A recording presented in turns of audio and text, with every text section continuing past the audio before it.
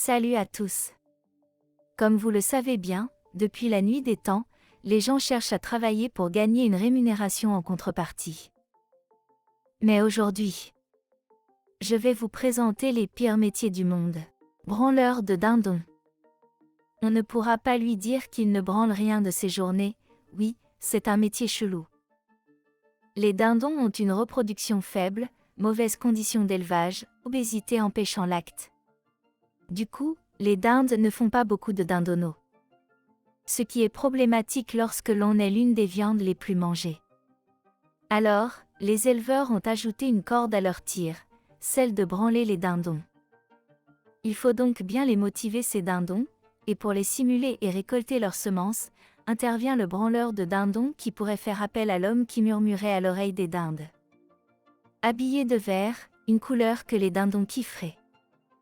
Le salaire est de 55 000 € par an. Nettoyeur d'oreilles. Vous êtes en Inde, vous êtes parti à la bourse ce matin, vous n'avez pas eu le temps de vous doucher et encore moins de vous nettoyer les oreilles. Pas de panique.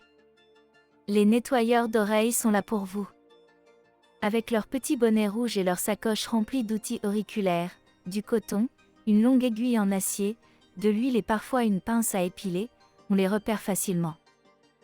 Ils sillonnent les villes de Bombay, Calcutta, Goa, Delhi, Ambala ou encore Meru, et vous nettoient vos oreilles pour quelques roupies, entre 20 et 50 centimes d'euros.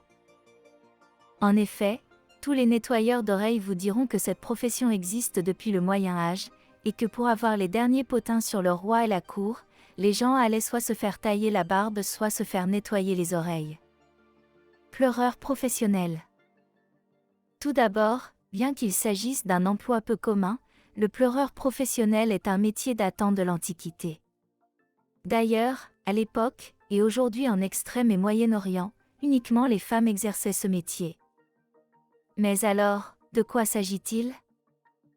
Le pleureur professionnel est une personne engagée pour assister aux funérailles d'un défunt.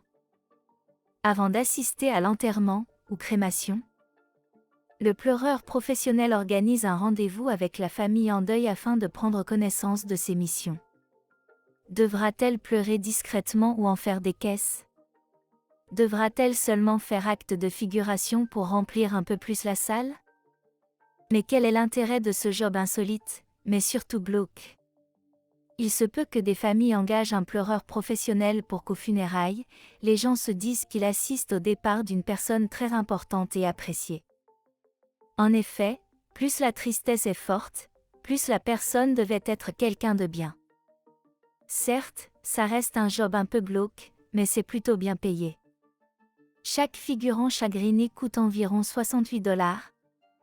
Pousseur dans le métro.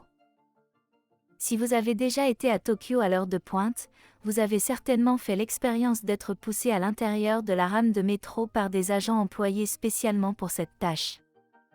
Entre les passagers qui rouspètent de se faire ainsi bousculer et ceux qui sont mécontents d'avoir à attendre la rame suivante, les journées doivent être bien longues pour ces pousseurs professionnels. Verbicruciste.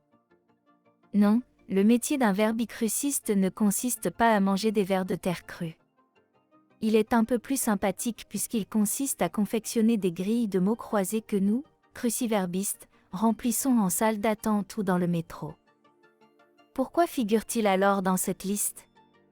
Simplement parce que, de plus en plus menacé par les générateurs automatiques de mots croisés, le verbicruciste doit désormais bien se creuser la tête pour trouver des combinaisons inédites.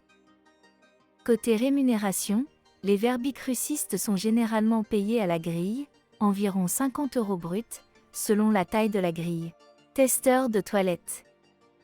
Même s'il existe peut-être des gens payés pour tester le confort et la qualité de nos cuvettes de WC, le type de testeur de toilettes dont nous parlons ici a un métier encore plus incongru. Il doit tester les toilettes candidates à l'homologation pour vérifier que ceux-ci évacuent bien les matières fécales de façon efficace. Pour cela, il lui faut d'abord créer des excréments artificiels semblables aux excréments humains, puis mesurer l'efficacité d'évacuation des WC testés. Avant, bien sûr, de tout remettre au propre pour la suite. Fondeur.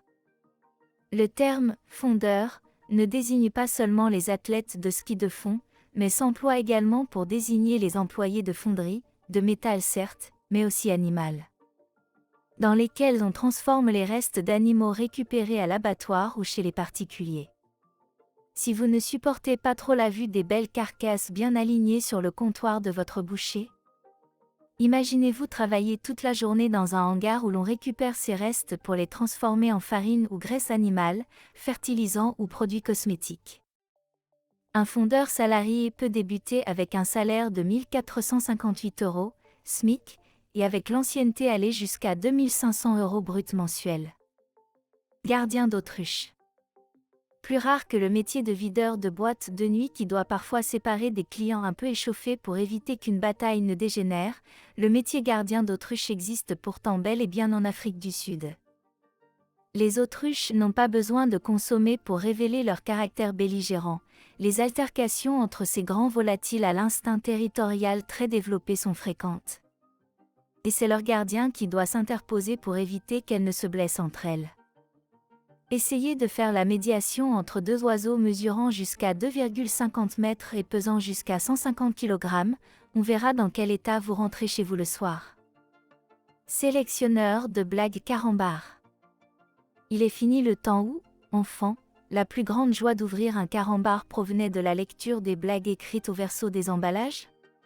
Si aujourd'hui vous avez presque envie de pleurer à chaque fois que vous lisez une blague carambar, imaginez-vous dans quel état de dépression doivent se trouver ceux qui les ont inventés, ou pire, relus et sélectionnés. L'auteur était payé 70 € la blague. Testeur de nourriture pour animaux. Comme son nom l'indique, le testeur pour animaux est donc chargé de tester la nourriture destinée aux animaux. En gros, les croquettes que vous donnez à votre chien Tuki ont été au préalable testées et approuvées par quelqu'un. Pendant plus de 6 ans. Testeur de nourriture pour animaux, ça rapporte combien? Entre 25 000 et 40 000 € par an.